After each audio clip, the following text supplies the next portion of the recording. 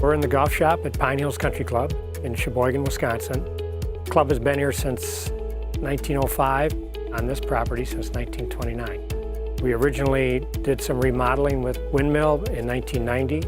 We did another remodeling project in '98, and just this past spring, we did another remodeling project using Wind Mill.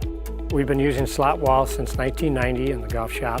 We chose it because of its versatility, its ease of use, gives us many options to display merchandise, whether it's shelving or hanging rods. The merchandise displays on it very well.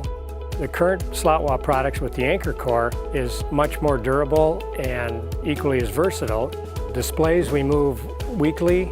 Product comes in throughout the golf season, so we're constantly changing displays, giving the golf shop a fresh look. And again, the slat wall, being as versatile as it is, gives us great options to continue to change the product and change the look of the golf shop. Our most recent renovation was 2 months ago, this spring.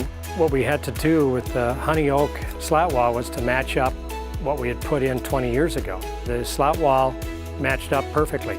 This being our 29th year with Wind Mill, the company is very consistent with their help with our fixtures, their help with our design, very innovative things that they've helped us with.